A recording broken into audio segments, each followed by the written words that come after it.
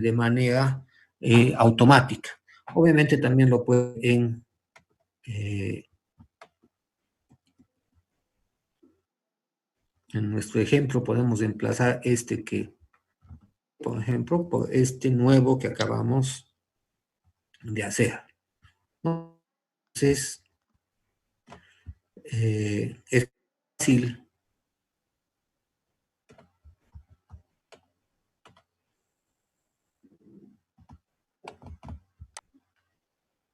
¿no?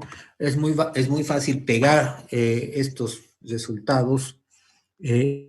No va a ser así de fácil, por ejemplo, el corelogar no tiene, vamos a ver que las que son tablas son más difíciles de pegar, pero esta, por ejemplo, ahora vamos a borrar y va a verdadero coselograma de esta serie. Entonces, fíjense que, volviendo a EBIUS, tenemos el gráfico, fíjense que una serie estacionaria de tendencia, fíjense que esta serie es totalmente sin tendencia, hay movimiento estacional, se ve algo de volatilidad, pero una volatilidad muy, muy grande, y ya saben, con View y coselograma, fíjense, en este caso con 36 rezagos, ve el programa. Y si lo quieren ver acá,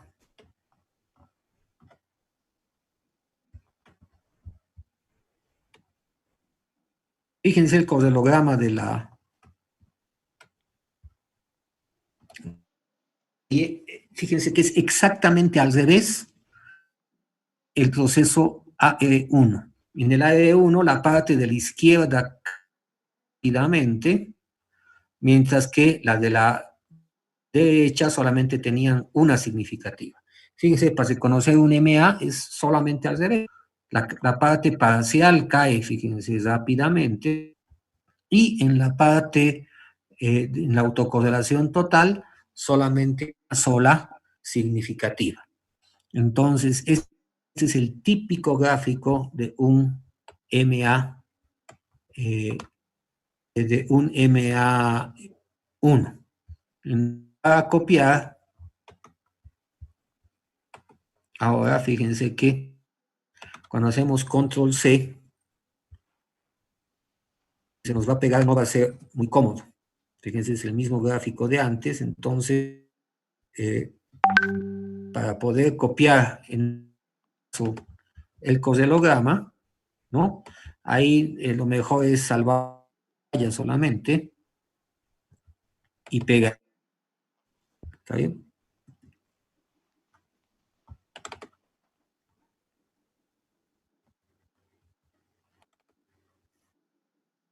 ¿No? Y después ya recortamos.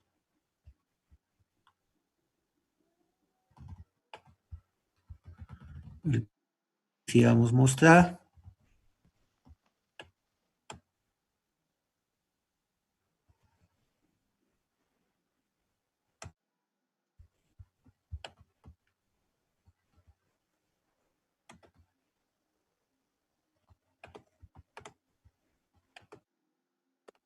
¿No? Y pegamos ese coselograma.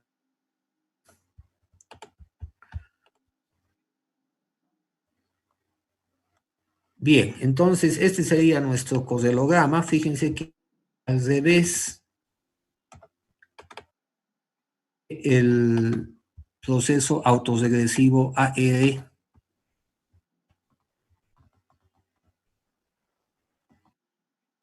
AR1.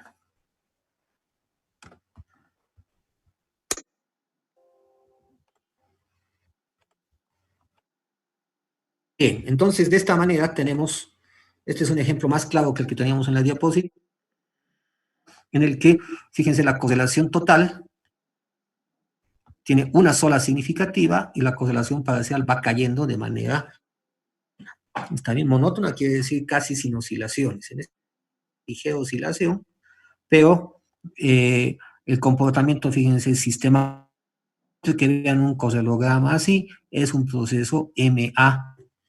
Entonces, como ya sabemos, porque el coselograma nos los dice, que el MA1, lo que hacemos en Nebius es lo mismo que hemos hecho en la anterior clase. Y va a ser repetitivo cada clase lo mismo. Poco a poco vayamos teniendo dominio de los comandos. Hacemos quick, otra vez hacemos estimate equation.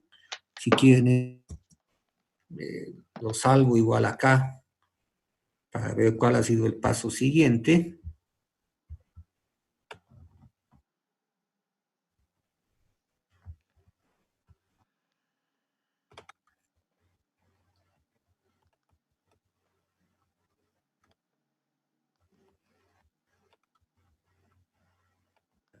Y después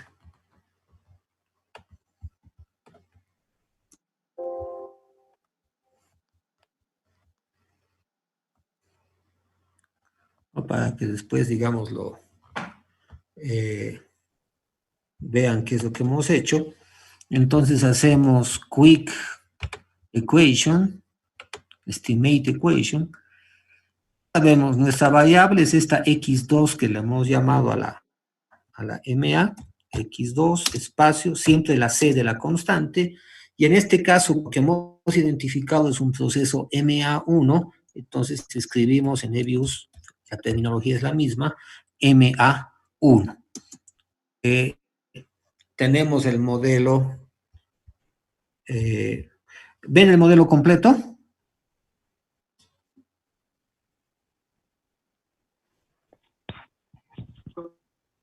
Sí, doctor. Ah, ya. Entonces, fíjense lo que ven en el modelo, básicamente es la misma salida que teníamos antes. Fíjense, la penúltima línea dice convertir alcanzada después de 9 iteraciones. Fíjense que acá no hemos ajustado la muestra, el paquete lo he hecho automáticamente, del 70 MES1 y 17M12. ¿Se acuerdan que después del 17M12 habíamos borrado los datos porque eran puros ceros? Luego, fíjense la constante. La constante, el coeficiente 0.008, desviación estándar 0.007, estadístico de esos dos, y el valor de probabilidad 0.25. Fíjense que al decir 0.25, está diciendo que no rechazamos la hipótesis nula. ¿Cuál es la hipótesis nula? Que el coeficiente es igual a 0. Por lo tanto, no rechazamos la hipótesis de que este 0.008 en realidad lo podamos tomar como 0. Fíjense, el valor de probabilidad es bastante alto, por lo tanto, no rechazamos la hipótesis nula, por lo tanto, la variable constante es no significativa, lo que quiere decir es que no rechazamos el valor de que sea igual a 0. De hecho, fíjense, cuando hemos creado el modelo, fíjense, lo hemos creado sin constante, ¿no? Fíjense, no hay constante, eso quiere decir que la constante a 0. Vamos a hacer un ejemplo con constante y van a ver que ahí vamos a rechazar la hipótesis nula. Luego el coeficiente de MA, fíjense que es menos 0,83. El valor de probabilidad, fíjense, es 0.0000, por lo tanto es menor que 0.01. Rechazamos la hipótesis nula al 1%. Y el valor de sigma SQ, que es la desviación estándar del residuo, 1.05, ¿no? Que nosotros la habíamos simulado con 1. Entonces, fíjense, compararemos este modelo con el que acabamos de crear. Fíjense, el coeficiente verdadero era menos 0.8, el coeficiente estimado es menos 0.83. O sea, nos hemos equivocado por 3 centésimas. Luego, no hay constante, la constante es 0. Efectivamente, aquí la constante es no significativa, es decir, no rechazamos hipótesis nula, con conclusión es igual a 0.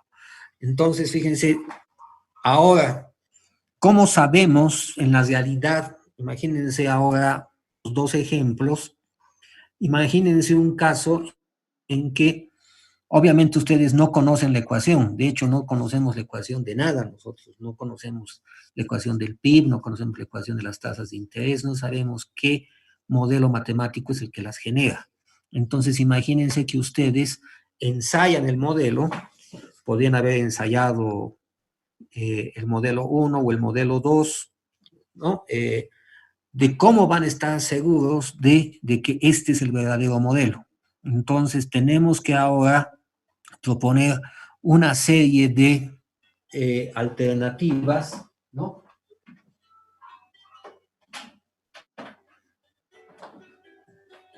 ¿No? Podemos proponer una serie de alternativas de tests que vamos a necesitar, ¿no? Para evaluar un modelo y determinar si se está acercando de manera razonable al verdadero proceso generador de datos, porque como les digo, en la realidad no conocemos estas ecuaciones, esto es como si fuese un mensaje del cielo. Nosotros estamos jugando una especie de a crear el proceso generador de datos y estamos viendo de qué manera el correlograma nos ayuda a acercarnos a él. Entonces, ahora vamos al supuesto de que con estos dos modelos no conocemos el proceso generador de datos. Entonces, vamos a apoyarnos en algunos tests. ¿Está bien?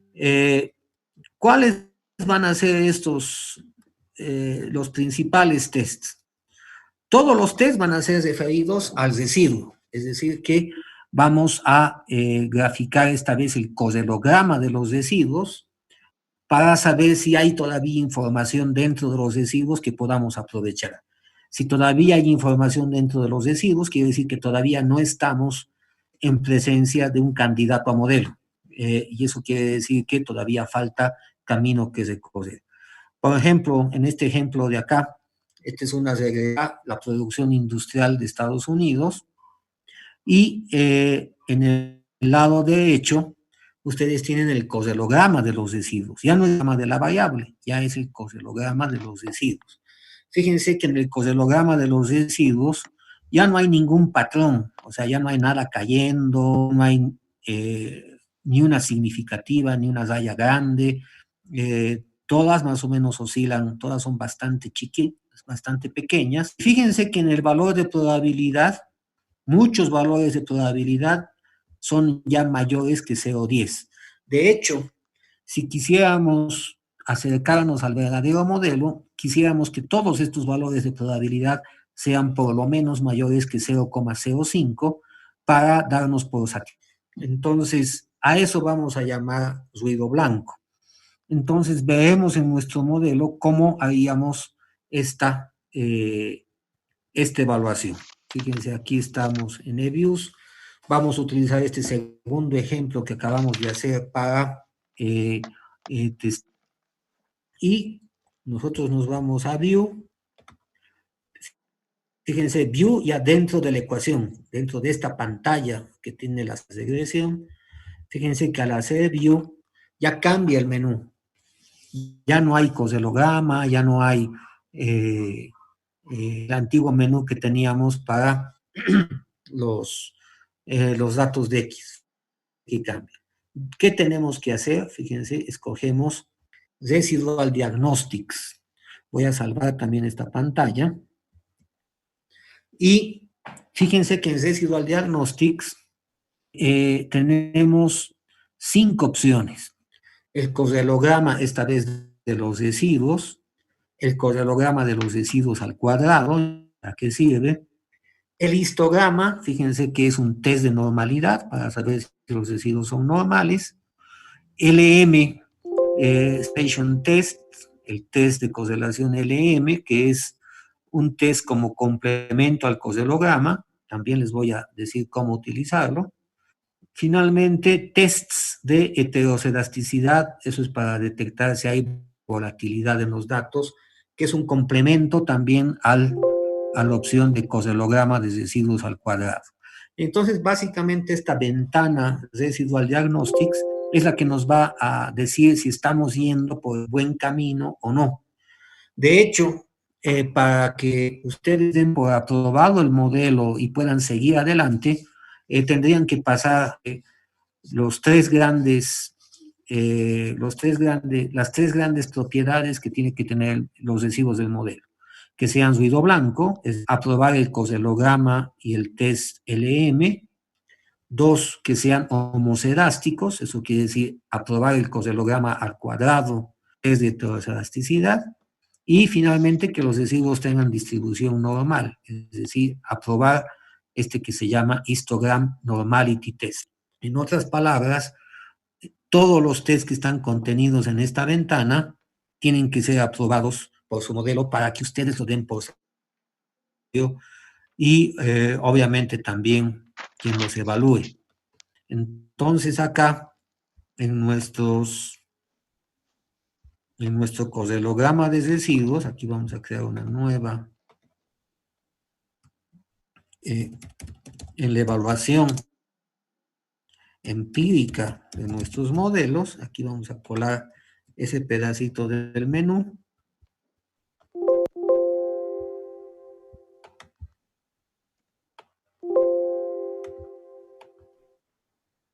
¿No? Vamos a usar esa ventana. En el texto de Barrea, la parte de regresión es muy superficial, ¿no? Entonces, vamos a colar estas pantallas para que después les pueda servir. No sé si han revisado el libro, han tenido algún problema. Si necesitan bibliografía en español, que no es equivalente, ojo, no.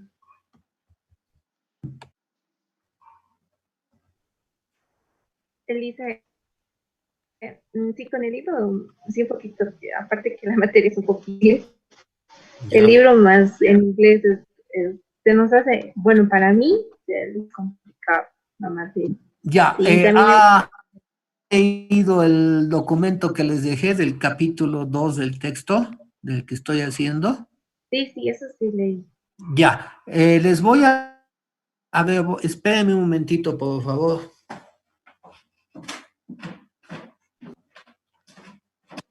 Sí, les voy a leer esto en español, que ve esta parte de los modelos ahí, pero lastimosamente en la bibliografía que he encontrado, no existe un texto en que vea las series de tiempo con características, es decir, ustedes vean en el texto, al menos el índice, vean cómo está organizado. En el libro de texto, que lo voy a abrir acá, creo que lo tengo acá, sí está aquí. En el libro de texto está organizado de las... No lo tengo aquí a la mano, pero capítulo 2 del texto, obviamente el 1 siempre es introducción, capítulo 2 es el modelo ARMA, viendo ahora. Capítulo 3 es, al modelo ARMA le pone tendencia, que es exactamente como vamos a ver la siguiente clase o después del break. Capítulo es con estacionalidad. Capítulo 5, estaciones atípicas. Capítulo 6 es con volatilidad, elasticidad. Capítulo 7 es con no lineares. Y el 8 son tendencias comunes, es decir, más de una variable al mismo tiempo. Y con eso termina el libro. En cambio, los terminales de esta disciplina hablan modelos AIMA, que es exactamente lo que estamos viendo, pero distinguen el capítulo con tendencia, sin tendencia, lo tratan obviamente exhaustivamente, lo tratan muy bien, pero ya cuando entran en estacionalidad queda un poco perdida por ahí y observaciones aberrantes en los textos casi no se los trata. Entonces ahí va a ser muy difícil conseguir bibliografía. De nuevo, volviendo a heteroselasticidad, la bibliografía es abundante y con modelos también la bibliografía es abundante. Y ni qué decir con tendencias comunes. Entonces, con esos cuidados, voy a poner el texto de Woolrich acá. Y este texto es en español, es uno de los textos que existe. Y en lo que es de tiempo, ¿dónde está? Introducción a la econometría. Este lo voy a colar en este momento en el...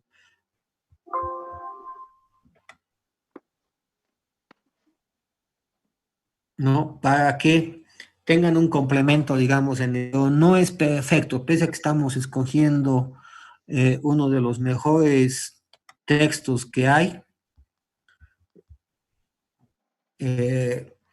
para fines de nuestro curso hay que leerlo con, hay que ir de una sección, saltarse a otra, buscando los temas que estamos estudiando. Lo bueno sí es que es en español y es uno de los autores más reconocidos en el medio, ¿no? Entonces, y creo que es una de sus últimas, no, es la penúltima edición. No, entonces aquí ¿no?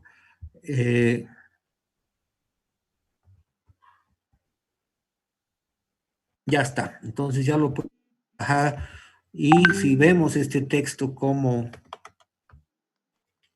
está organizado,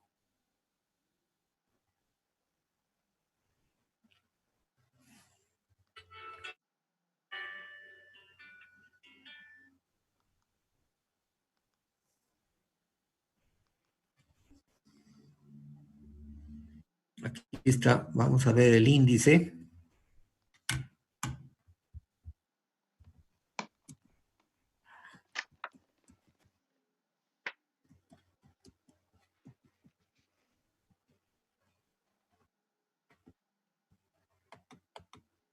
Para que un poco tengan cuidado.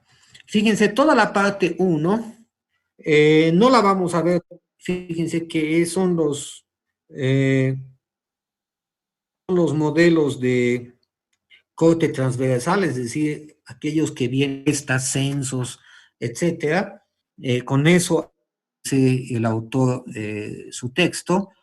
Nosotros nos vamos a saltar toda esta primera parte. Y obviamente de este libro es muy interesante, o sea que mi consejo sería que no se lo pierdan, pero para materia esto no lo veíamos. Y fíjense, análisis de regresión con datos de series de tiempo. Entonces, habla del análisis básico de regresión con datos de tiempo, es lo que estamos haciendo. Aspectos adicionales con datos de series de tiempo, a partir de observaciones atípicas, estacionalidad, volatilidad, etcétera, los aspectos avanzados. La evaluación de los modelos, correlación serial, que es lo que nosotros llamamos ruido blanco, y heteroselasticidad, cómo se las tratan los modelos de serie, y son 408. O sea que fíjense que los capítulos son más o menos 100 páginas, desde la 339, 443, son 104 páginas, en las que se resumiría básicamente esta semana de avance. ¿Está bien? Luego tiene temas avanzados. Fíjense, datos de panel que nosotros vamos a ver la siguiente semana, último, ¿no? Y temas avanzados de tiempo, fíjense el capítulo 18, que vamos a ver un poquito. Y nos salta, por ejemplo, modelos de ecuaciones simultáneas o algún elemento de simulación. Pero básicamente la parte 2 completa es nuestro curso en esta semana y la parte 3, algunos capítulos seleccionados de la parte 3 que vamos a tratar en la siguiente semana. Básicamente, de esta manera ordenen su lectura con este texto de Woolrich, que como les decía, es bastante avanzado, bastante bueno, muy amigable. Fíjense que tiene resumen del capítulo, términos clave, problemas, ejercicios en computadora.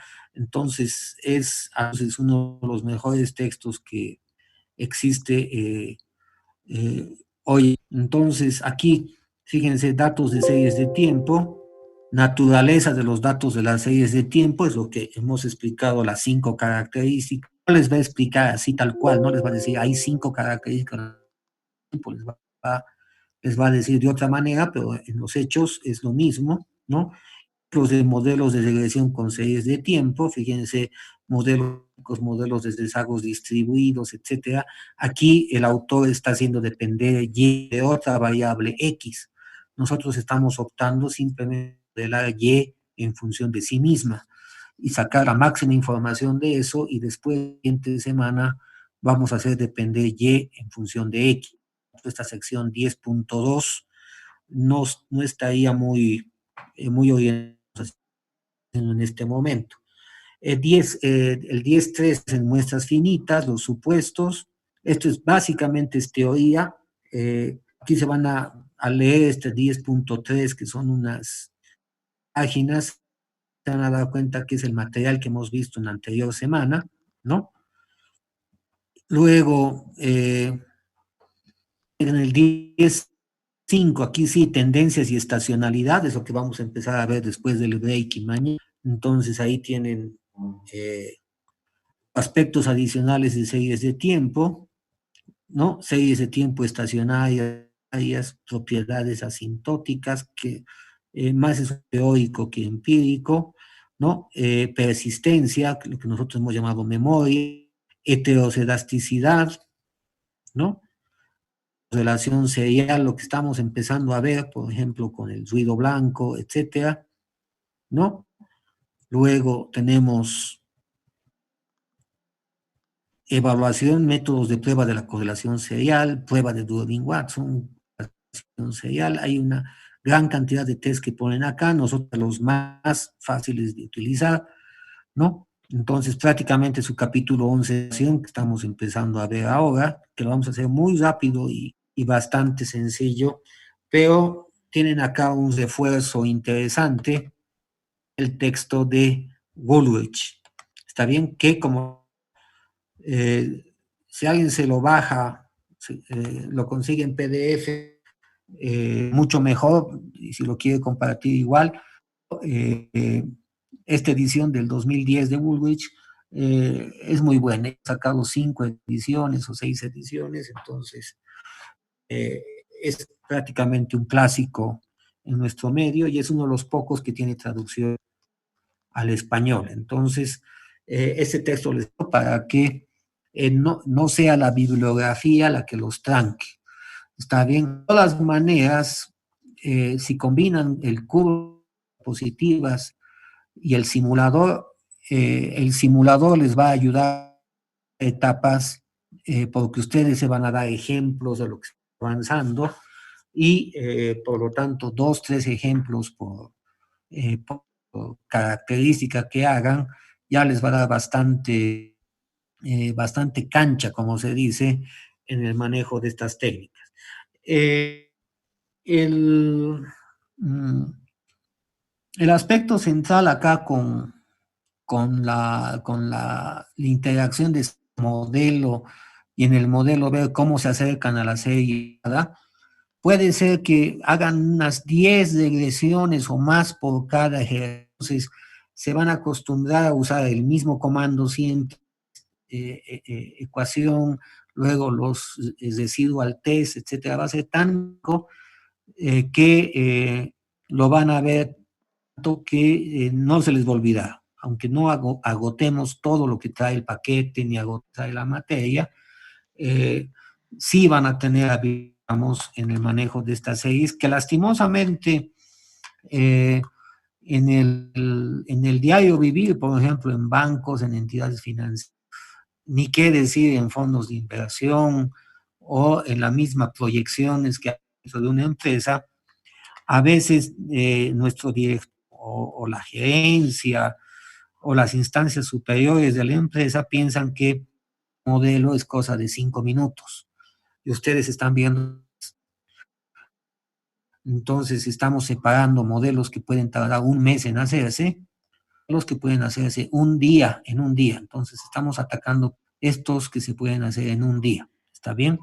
Bien, entonces ya está salvada esta pantalla, ¿no?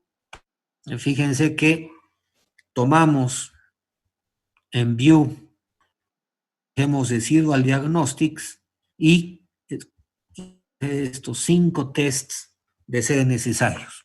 ¿Está bien? ¿Qué es lo que vamos a analizar siempre? Los residuos. Entonces, nosotros nos vamos a nuestro ecuación estimado y tecleamos file, view, diagnostics, y esta vez coselograma.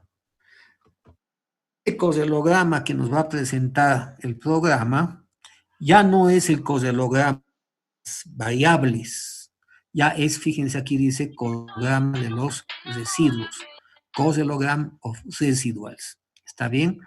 Entonces, este es el coselograma de los residuos. ¿Qué quisiéramos ver en el programa de los residuos? Nada, ¿está bien? Lo que quisiéramos ver es nada, es decir, ningún patrón en los gráficos, en la parte gráfica, no quisiéramos ver ninguna grande, no quisiéramos ver nada cayendo, ni nada aumentando, quisiéramos ver un coselograma lo más vacío posible, la definición de ruido blanco, ¿está bien? Entonces, gráficamente aquí está justamente eso, nada. Ahora, lo que más tenemos es en el valor de probabilidad. Y el valor de probabilidad, que aquí está acá, tiene que ser deseablemente los valores de probabilidad mayores que 0.05. Quisiéramos que todos sean que 0.05, ¿no? O por lo menos los primeros 15, los primeros 24 rezagos grandes posibles. Y fíjense el valor de probabilidad en el rezago 0.37, no rechazo la hipótesis nula. En el 3, todavía más alto, 62, no rechazo, no rechazo, no rechazo. Que en el rezago 22, 0.09, mayor al 0.5, no rechazo. 23, mayor al 0.5, no rechazo. Fíjense que tengo en el rezago 29, 30, 31 rechazos. En este ejemplo, que tengo aquí unos rechazos, y la pregunta típica de la es, ¿me tengo que preocupar acá? Si quieren voy a anotar.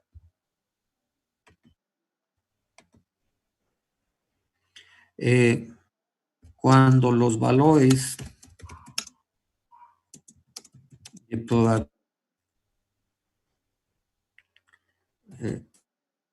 son lejanos y significativos, a esa propiedad le vamos a llamar ergódicos, ¿no? Son residuos ergódicos. Eso quiere decir, ¿qué quiere decir?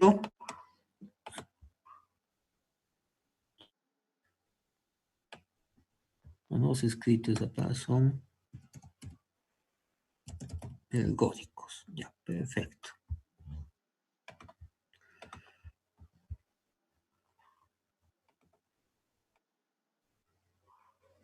Entonces, esta característica, por ejemplo, lo deseable es que todos sean que 0.05. Y mientras 0.05, mejor. Cuando los valores en los rezagos muy lejanos, en este caso, fíjense, a partir del 9, empiezan a aparecer valores significativos, pero sean bastante sólidos, vamos a decir que son ergódicos, es decir, que no nos debiera preocupar mucho, porque a veces son los datos residuales, dando poco a poco, y terminan dándonos una significación que no quisiéramos ver. Lo ideal, como les digo, es que todos sean mayores que 0.05. ¿Está bien? Si ustedes tienen rechazos al principio, directamente tendrían que descargar. ¿Está bien?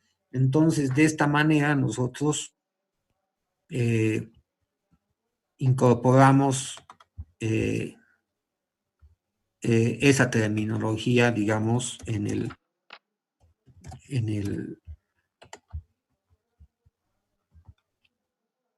ya, esto lo voy a borrar.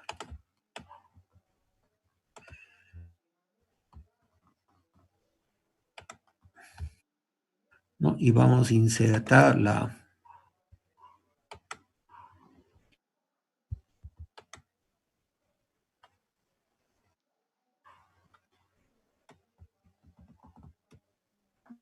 Lisa, ¿qué quiere decir con la palabra ergódico? Ergódico, el término técnico, básicamente quiere decir que son esféricos, pero de manera tangencial. Es decir, que cuando las opciones muy lejanas nos muestran algún problema, quiere decir que el promedio, el valor modal, está más cercano de no tener problemas. A eso vamos a llamar esféricos, que pueden presentar un problema con rezagos muy largos, pero no con recientes. Por eso es que anotaba ese término para que lo vayan eh, teniendo, van a toparse con eso usualmente.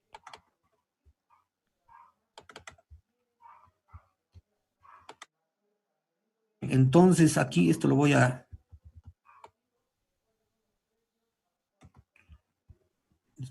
a salvar acá para...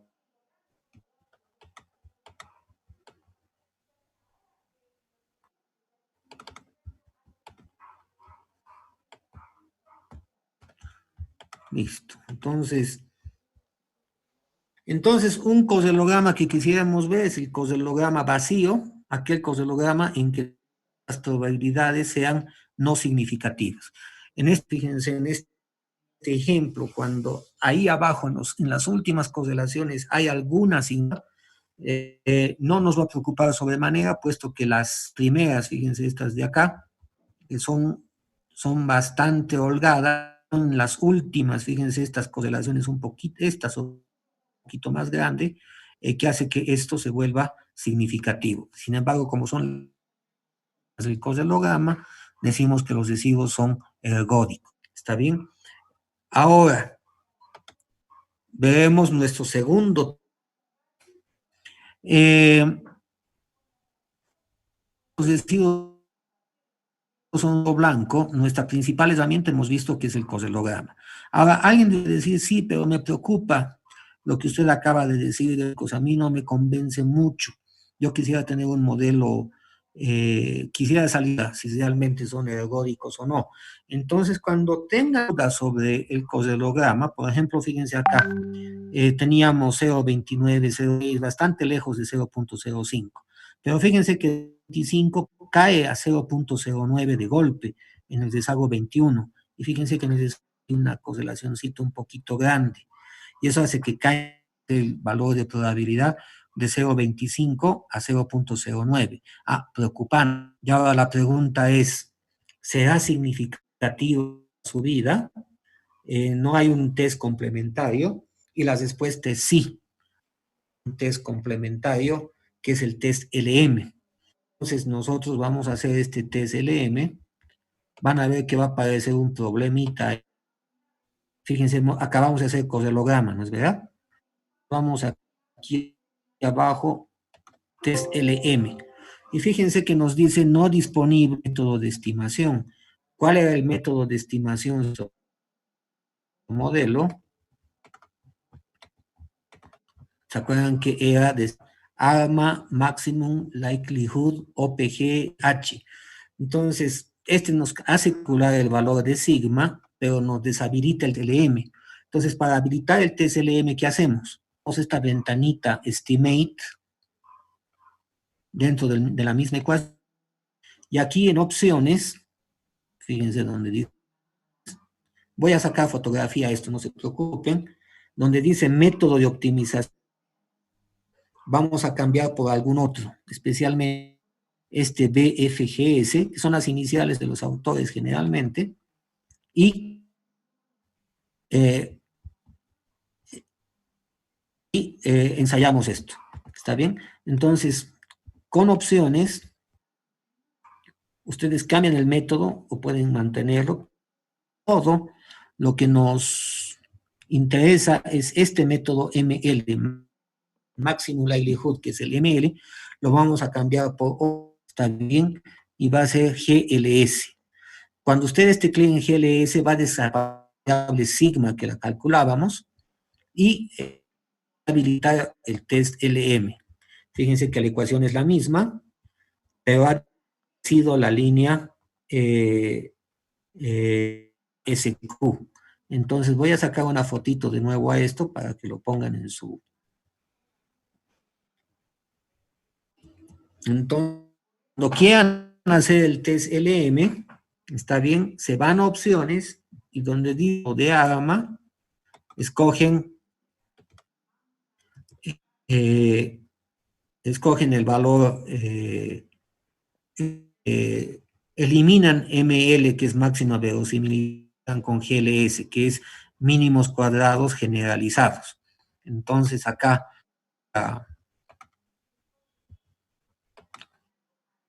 voy a poner, ¿no? Test LM.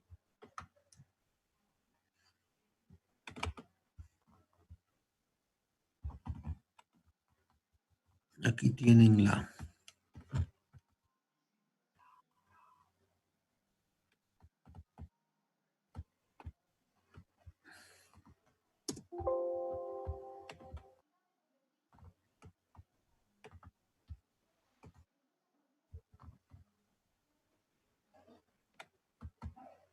Listo. Entonces, aquí está, de habilitar la ecuación. Ya veremos, ahora sí podemos hacer nuestro test LM. Vemos de nuevo lo que teníamos, View, Diagnostics, el coselograma. Aquí está nuestro coselograma. Veíamos que empezaba muy bien y terminaba teniendo correlaciones significativas. Entonces uno decía, son ergódicos, dijo el profesor, pero el alumno desconfía y dice, no, 25 cae a 0.09 y de ahí sigue cayendo, y fíjense, de 0.09 a 0.06 y de ahí a 0.01. Y ahí significativa, fíjense en el rezago 29. Para el TSLM, ¿qué tienen que hacer? Anotar en qué rezagos han tenido problema. Fíjense, hemos tenido en el 22, empieza el problema, pero en el 29, entonces queremos saber si eso es significativo. Entonces, ¿cómo hacemos? Hacemos View, Residual Diagnostics, aquí Serial Correlation LM, y aquí les pide rezagos a incluir. La máquina les pone dos por poner. ¿En qué rezagos hemos tenido? A ver si alguien me puede decir para que yo anote aquí ese rezago.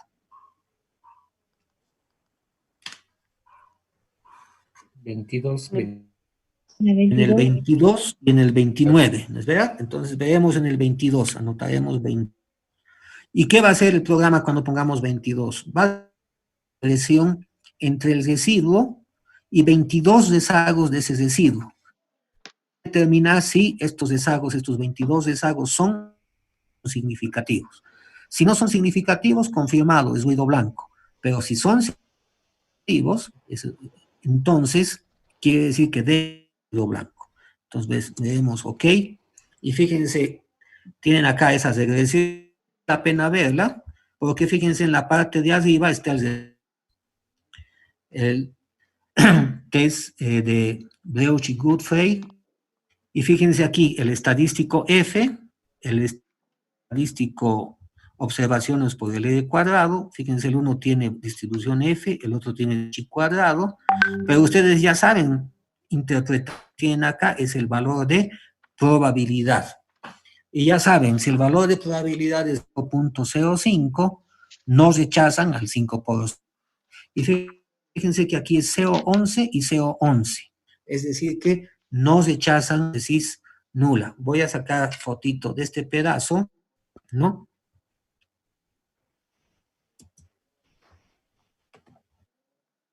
No, voy a sacar fotito de este pedazo.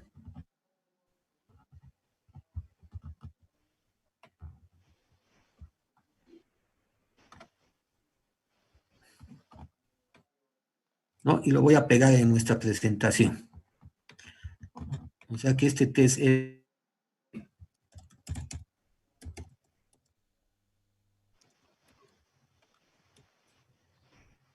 Fíjense, aquí está este primer. Fíjense que no rechazo la hipótesis nula. Por lo tanto,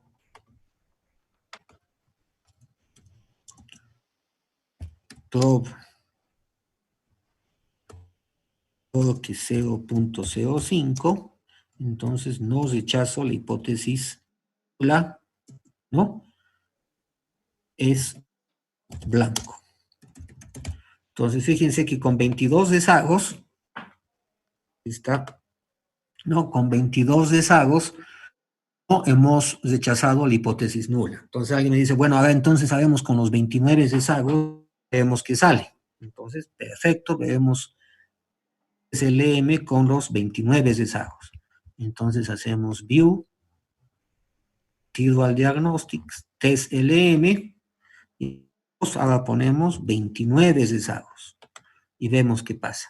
Y fíjense, sale 0.01, es menor que 0.5, por lo tanto, no rechazamos la hipótesis.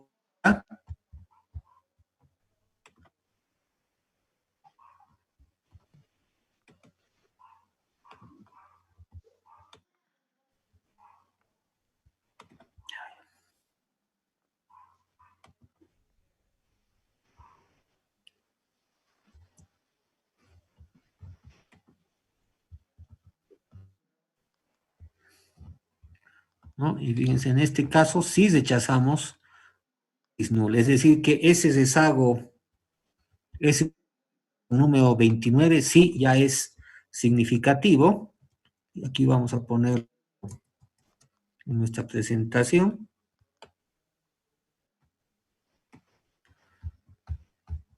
Y en este caso sí rechazamos la hipótesis nula.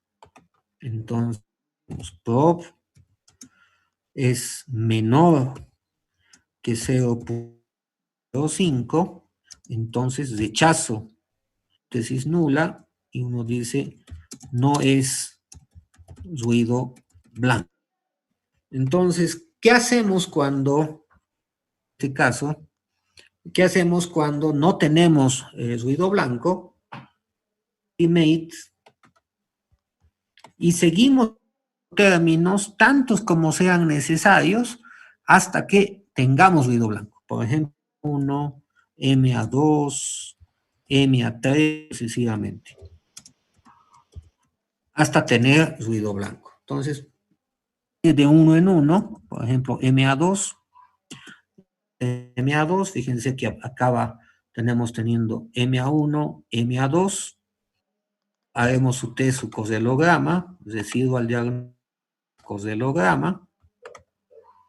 Fíjense que la parte de más bien empeora, fíjense, de 0.39 de golpe va a 0.09, 0.07, y luego el famoso rezago 22, fíjense, está peor, antes era 0.09, ahora es 6, está peor, y el rezago 29 sigue siendo igual de malo, fíjense, 0.01. Añadiendo un MA, no hemos solucionado el problema, veremos con MA3 y así sucesivamente. Vemos view, residual diagnóstico, telograma. Fíjense, el rezago 22 ha mejorado un poquito, pero está peor que en el primero. Entonces, vamos a MA4 y hacemos view, diagnostics, coselograma. Fíjense, el rezago 22, fíjense que empeora. Entonces, pregunta acá. Fíjense que voy poniendo MAs, varios MAs, y uno dice, en vez de estar poniendo tantos MAs, ¿no habrá otro camino? Y fíjense que aquí hago view, residual diagnostics, y coselograma, y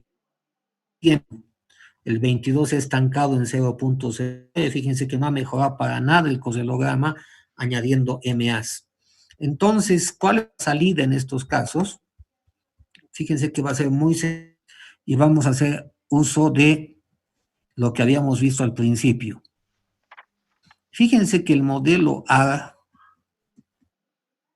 el autoregresivo, nos mostraba que esto caía, aquí era una significativa, y decíamos es un autoregresivo. de orden 1. Una 2, no. Esto caía y tenía 2. En cambio, los MA, nos mostraba el ejemplo, que eran al revés. Es decir, que si esto cae, esto es un MA. Entonces, alguien digamos, ya era debido encontrar el hilo del ovillo. Es decir, son al revés. El MA es el inverso del AR y el AR es el inverso del MA. En otras palabras, si nos volvemos a nuestro ejemplo, si estamos poniendo muchos términos MA, eso puede equivaler a poner pocos términos autoregresivos. En vez de haber aumentado MA2, MA3, MA4, probablemente nos ahorremos mucho trabajo simplemente teniendo un A1. ¿Está bien? Entonces, regla práctica número 1. Cuando ya estén añadiendo demasiados términos MA, borren los MA añadidos y empiecen a trabajar con autoregresivos, A1, A2, A3. Al revés, si están haciendo un modelo autoregresivo 1 y tienen que aumentar A2, A3, A4 y aún así sigue mal el modelo, en vez de aumentar tantos autoregresivos, los borran y empiezan a aumentar MAs. De esa manera se aprovecha esa invertibilidad de los modelos. Entonces veremos. Fíjense, hemos añadido el A1, volvemos a ver el coselograma de los residuos, ¿no? Y fíjense que no está igualito. Les hago 22, 0.06 y les hago 29, 0.01. Entonces fíjense que acá A2, fíjense con el A2 también vemos el color. Con A2 0.22 sigue idéntico y 0.20 sigue idéntico. Entonces, sabemos que la verdadera ecuación, fíjense, es la de 0.8 con un MA1. Ustedes con este ejemplo que lo estamos haciendo Salvae ahora, es muy, no van a encontrar un modelo, es decir, añadiendo muchos A, añadiendo muchos, fíjense que no se arregla este problema y por lo tanto sí ahí en nuestra bitácora podemos hacer, ¿dónde está nuestra bitácora?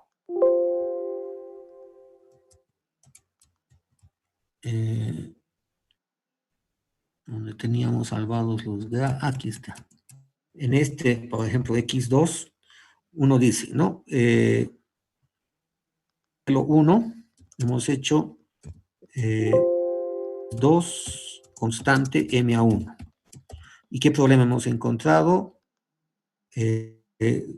Rechazo ruido blanco en rezago 29. ¿No es verdad? Hemos ensayado N modelos ahorita. X2, CM1, MA2, por ejemplo.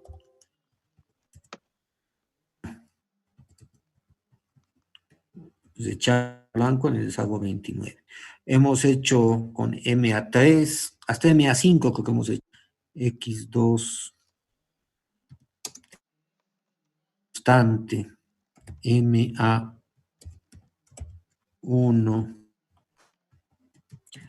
MA2, MA3, MA4, MA5. Hemos hecho esto por jugar, pero también teníamos rechazo del ruido blanco en el rezago 29. Luego, ya al revés, hemos hecho X constante MA1, A1, y también dado lo mismo.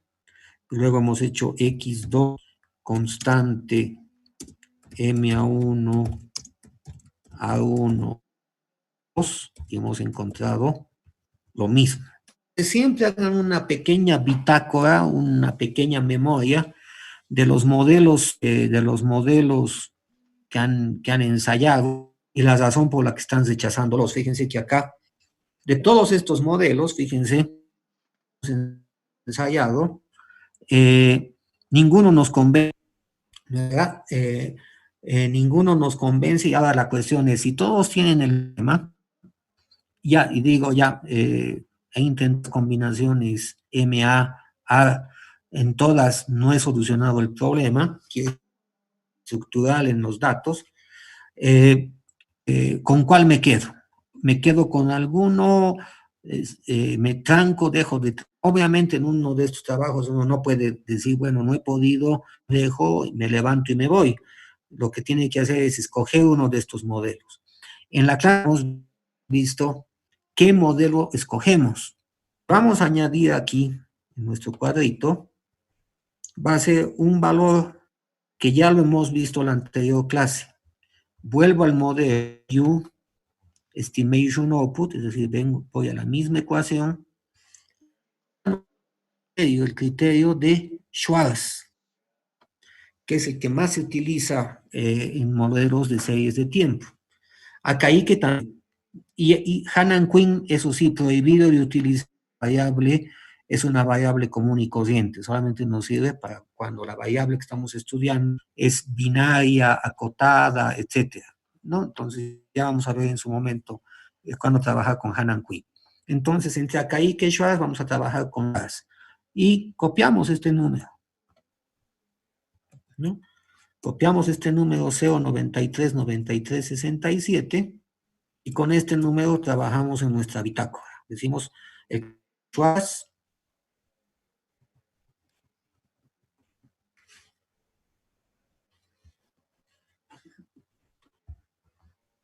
para que no esté tan...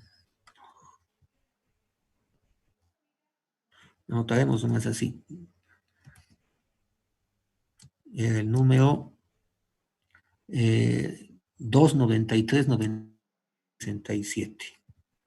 293,67. Ah, sí. Ya, sí lo ponemos todos. En este caso no va a poder. Entonces, hemos dicho que el más chico de estos números es el elegido. Entonces, vámonos al modelo 2, al que era MA1, MA2. Ya notamos lo mismo. Es el A, ¿no? A1, A2. El 293,9367 es el último, más bien. Es de acá.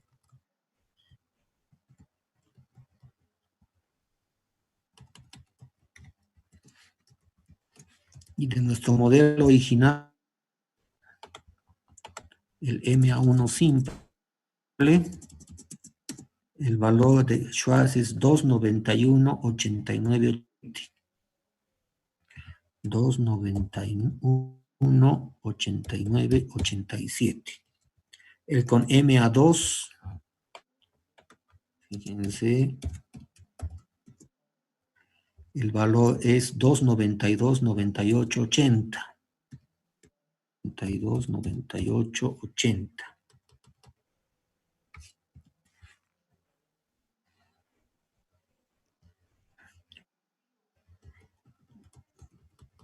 ¿No? Aquí voy a poner el sonido, es decir, rechazo, ¿no? Rechazo, ruido blanco, en el 9. Este con 5 MAs.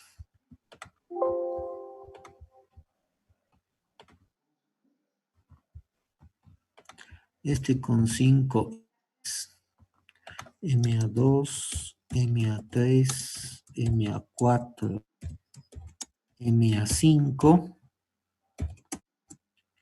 Fíjense que les da 295,4408. 295,4408. Y finalmente el que teníamos con A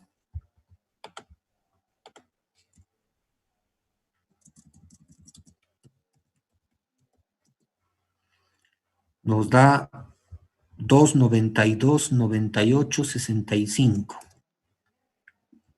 292,9865. Entonces ahora amplío.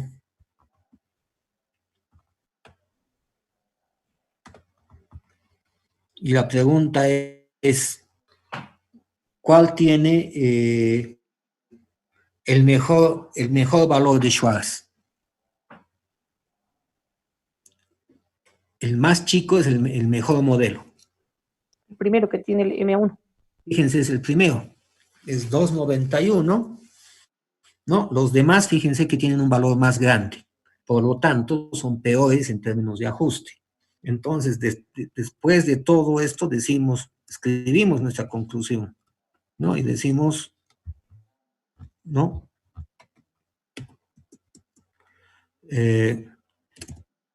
Pese a que se rechaza ruido blanco, ¿no? En todos los modelos, ¿no? Se ensayó, ¿no? Varios, ¿no? Obteniendo que el primero, ¿no? Tiene el valor de criterio de Schwarz más pequeño. En función de estos resultados, se considera el primer modelo, ¿no? Asumiendo residuos ergódicos. ¿Está bien? Porque, fíjense, está en el rezago 29 el rechazo, ya nos hacía sospechar que eran residuos ergódicos, pero hemos salido de la duda ensayando otros modelos. Los únicos modelos, fíjense, que podemos tantear son añadirles más términos MAs o añadirles más términos A o combinación de ambos. Si el modelo mejora, obviamente nos quedamos con el modelo mejorado. Pero si el modelo no mejora, fíjense, en estos casos empeora, entonces nos quedamos con el modelo que tiene el mejor criterio de información, y si ese modelo no es satisfactorio para nosotros, bueno, pero como los otros han sido peores, entonces ahí recién decimos residuos ergódicos. Si en cambio el rezago, el rechazo hubiera sido en un rezago muy reciente, imagínense rezago 2, rezago 4, rezago 8, rezago 12, ahí decíamos no, el modelo está mal, directamente el rechazo. No importa ni el 1, ni el 2, ni el 3, ni el 4, ni el 5, ninguno pasa. Aquí estamos haciendo pasar el modelo 1 simplemente porque entre los otros modelos es el que tiene mejor resultado y porque su rechazo está en un rezago muy remoto, en este caso en el rezago 29. Por lo tanto, estamos asumiendo un riesgo acá, estamos asumiendo residuos ergódicos. ¿Está bien? Entonces, esa va a ser la salida, tanto en sus informes como en algún trabajo de tesis, etcétera, que ustedes tengan que hacer en el futuro. Bien, los dejo por el momento acá, vámonos a un break. No sé si tienen preguntas antes de irse al break.